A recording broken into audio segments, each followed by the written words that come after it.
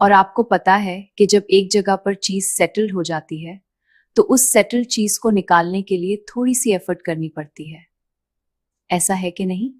آپ پٹی بھی زیادہ دیر اگر زخم پر باندھے رکھیں تو جب آپ اس کو اتارتے ہیں تو اس کے لیے تھوڑی سی ایفرٹ کرنی پڑتی ہے۔ آپ زندگی میں بہت ساری مثالیں دیکھ سکتے ہیں کہ جب آپ سیٹلڈ ہو جاتے ہیں تب آپ کو لگتا ہے کہ یہی ٹھیک ہے، جو کچھ ہے یہی ٹھیک ہے۔ اور آپ بنی اسرائیل کے کڑھنے سے بھی اس بات کو نوٹ کر سکتے ہیں کہ جب خدا ان کو نکال کر لے گیا تو تب وہ کڑھتے تھے کہ نہیں، ہم تو وہاں بڑے سکون سے تھے، حالانکہ وہ اتنے سکون میں نہیں تھے، لیکن ان کو لگتا تھا کہ وہ یہاں پر سیٹلڈ ہو چکے۔ چونکہ وہ سیٹلڈ ہو چکے اس لیے خدا نے ان کو نکالنا ہے۔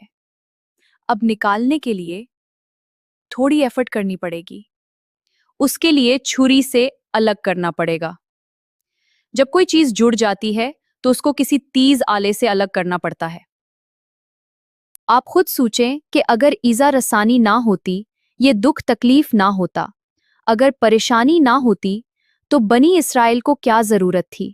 وہ کہتے ہیں ہم تو یہاں آرام سے ہیں، تو اگر خدا ایذا رسانی کو استعمال نہ کرتا تو کیا ہوتا؟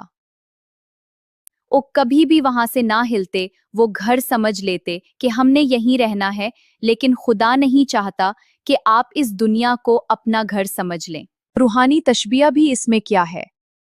خدا نہیں چاہتا کہ آپ اس دنیا کو اپنا گھر سمجھ لیں، آپ اس دنیا میں دل لگا لیں، اور بعد اوقات ہم وقت کے ساتھ ساتھ سیٹل ہو جاتے ہیں، دنیا کے طور طریقوں میں سیٹل ہو جاتے ہیں۔ تو خدا ہمیں یاد دلانے کے لیے ایذا رسانی استعمال کرتا ہے کہ ہم یہاں کے نہیں ہیں۔ وقت کے ساتھ خدا ایذا رسانی کو اس لیے استعمال کرتا ہے تاکہ ہمیں یاد دلائے کہ ہم اس دنیا کے نہیں ہیں، یہ ہمارا ابدی گھر نہیں ہے۔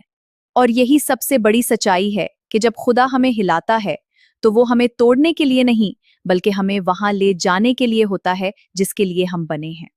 اور جب ہم اس سچائی کو سمجھ لیتے ہیں تو پھر ہم دنیا میں رہتے ہوئے بھی دنیا کے نہیں رہتے، بلکہ ہم اپنی منزل کی طرف چل پڑتے ہیں۔ اور پھر انسان سمجھ لیتا ہے کہ جو کچھ ٹوٹا تھا وہ دراصل اس کو جوڑنے کے لیے ٹوٹا تھا، نہ کہ اسے ختم کرنے کے لیے۔